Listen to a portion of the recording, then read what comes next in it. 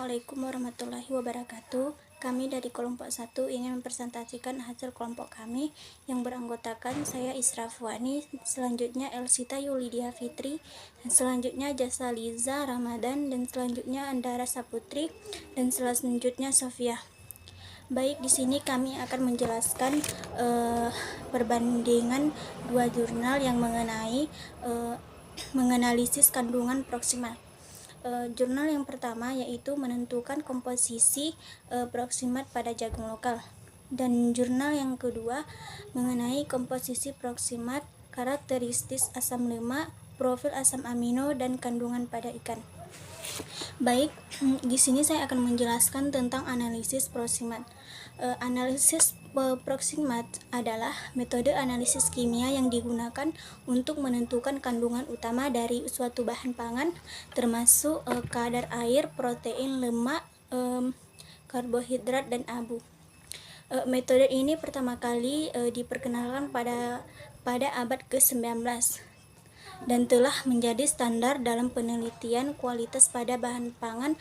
Analisis proksimat melibatkan beberapa langkah yang spesifik untuk setiap komponen. Misalnya, kadar air ditentukan melalui pengeringan, sedangkan kadar lemak diekstraksi menggunakan pelarut seperti protelium ether.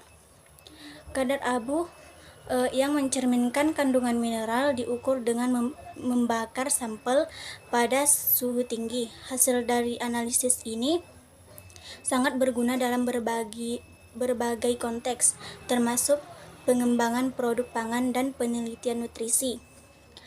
Selain itu, analisis proksimat relatif mudah dan tidak mahal, sehingga banyak digunakan dalam laboratorium dan industri pangan. Akan dijelaskan oleh Elsita Yulidia Fitri.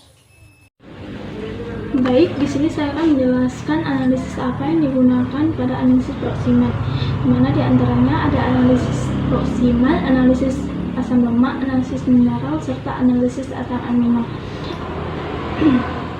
Selanjutnya saya akan menjelaskan analisis proksimat yang digunakan pada artikel 1 dan artikel 2, di mana pada artikel 1 analisis proksimat ini yang digunakan ini meliputi pengukuran kadar abu, lemak, air, protein, dan serta serat kasar yang dilakukan dengan metode AOAC pada 2013. Selanjutnya, kadar karbohidrat total ini ditentukan dengan metode B diferensi, yaitu dengan rumus yang menghitung total karbohidrat berdasarkan komponen lainnya. Selanjutnya, kadar gula total ini ditetapkan dengan metode AOAC 2013. Perbandingan dengan standar hasil komposisi proksimat dibandingkan dengan nilai asam amino dengan nilai standar biji jagung berdasarkan standar nasional Indonesia atau SNI dan beberapa penelitian lainnya. Dan terakhir, pengukuran dan persiapan sampel, di mana prosedur pengukuran yang meliputi penimbangan, pengeringan, serta penggunaan larutan kimia untuk analisis. Dan untuk artikel kedua, analisis proksimat yang digunakan di sini ada analisis kadar air, kadar protein, kadar abu, serta kadar lipid kasar, di mana pada kadar air ini daging ikan asohal mengandung 71,1% air, dan pada kadar protein daging ikan ini memiliki kandungan protein kasar sebanyak 20,7%. Dan untuk kadar lipid kasar, kandungan lipid kasar pada ikan asohal ini adalah 5%. Dan untuk kadar abu, ikan asohal ini mengandung 1,7% yang menunjukkan adanya mineral yang terkandung dalam daging ikan asohal. Selanjutnya saya akan membahas mengenai analisis asam lemak. Pada artikel pertama, tidak adanya penggunaan metode analisis asam lemak. Analisis asam lemak yang digunakan pada artikel 2 adalah yang pertama, dominasi asam lemak jenuh, daging ikan A, Sohal didominasi oleh asam lemak jenuh yang menyumbang 61,93% dari total asam lemak yang terdeteksi.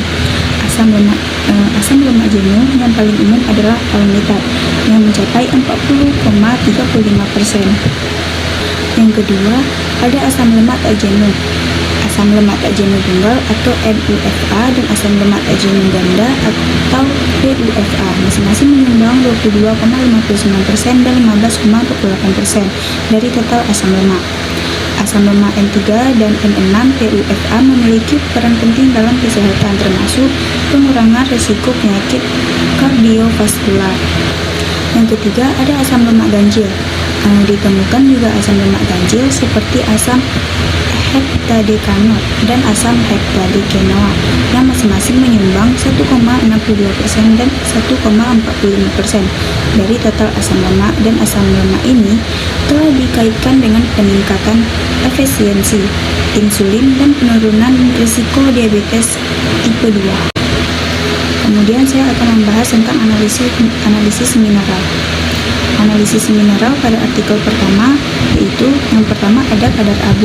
Kadar abu diukur untuk mengetahui komponen anorganik atau mineral yang tersisa setelah pembakaran bahan organik. Kadar abu yang tinggi biasanya menunjukkan kandungan mineral yang tinggi seperti natrium, kalsium, dan fosfor. Yang kedua, metode analisis. Kadar abu diukur dengan membakar sampel pada suhu tinggi dan barat yang tersisa setelah pembakaran menunjukkan jumlah mineral yang ada dalam sampel. Proses ini memberikan informasi tentang komposisi mineral yang terkandung dalam biji jagung. Kemudian yang ketiga, ada standar kualitas. Hasil analisis kadar abu dibandingkan dengan standar yang ditetapkan, seperti Standar Nasional Indonesia, untuk menentukan apakah kandungan mineral dalam biji jagung memenuhi persyaratan mutu yang ditetapkan. Kemudian analisis mineral pada artikel 2. Metodologi prosedur analisis mineral dilakukan dengan cara pencernaan sampel daging ikan menggunakan asam nitrat pekat dan HCl04. Diikuti dengan pengukuran konsentrasi mineral menggunakan spektrofotometri, emisi optik, plasma yang digabungkan secara induktif. Metode ini memungkinkan deteksi yang akurat dari berbagai mineral dalam sampel. Kemudian, kandungan mineral. Hasil analisis menunjukkan bahwa daging ikan A, sohal, mungkin merupakan sumber mineral yang baik meskipun tidak disebutkan secara spesifik dalam kutipan. Ikan umumnya kaya akan mineral seperti kalsium, fosfor, magnesium, dan zat besi yang penting untuk berbagai fungsi fisiologis dalam tubuh manusia. Yang selanjutnya akan dijelaskan oleh Andara. Selanjutnya ada analisis asam amino, di mana pada artikel pertama tidak ada metode analisis asam amino.